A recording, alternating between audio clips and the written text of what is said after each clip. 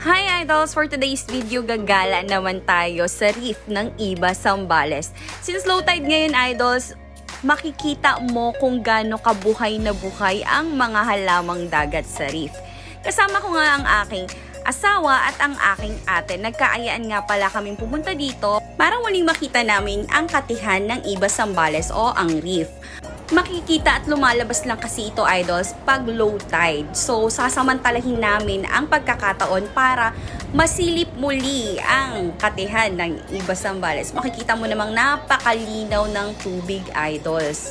At ultimo, ang mga halamang dagat is buhay na buhay idols. Hindi lang katulad dati na pag naglakad-lakad kasi kami nung mga bata kami idols, talagang marami kang makikitang seashells, marami kang makikitang sea urchin, at marami kang makikita o matatapakan ng mga isda. Ngayon kasi nabawasan na at maliliit na masyado yung mga isda. Ayan nga, maraming nagkalat na sea cucumber at starfish is everywhere talaga. Kahit saan ka pumunta, marami kang makikitang starfish. At may nakita pa akong starfish na ganito ang species. Hindi ko alam kung starfish ang tawag sa kanya, pero gumagalaw siya.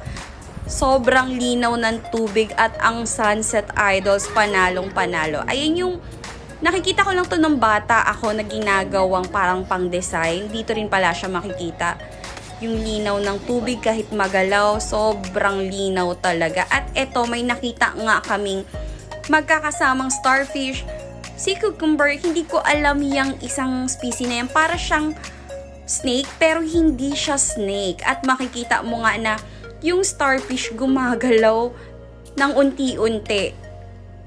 Sa unang tingin, hindi mo makikita yung motion niya, pero unti-unti naglalakad pala siya.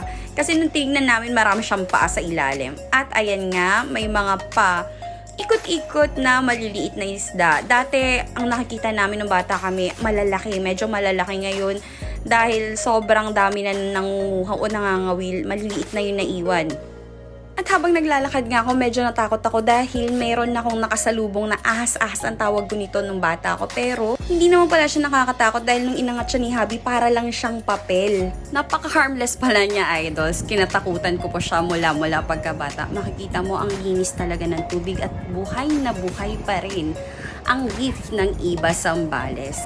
Nakakapanghinayang lang kasi idols dahil maliliit na yung seashells, maliliit na yung mga isda na paikot-ikot dyan sa reef na yan kasi nga siguro naka-harvest ng maaga. At syempre bago kami umuwi idols, hindi pwedeng hindi kami mag-picture-picture dahil napakaganda naman ng lugar para sayangin mo. At eto na nga, pauwi na kami.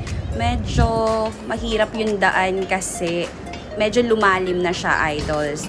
Pero worth it naman yung paglusong namin dahil napakaganda talaga ng dalampasigan ng Iba, Zambales. Kaya sobrang bihirang-bihira yung ganitong scenery at bihirang-bihira din na magka-time kami. Kaya talaga lumusong na kami kaagad nung makita namin na low tide. Kaya arat na sa Iba, Zambales!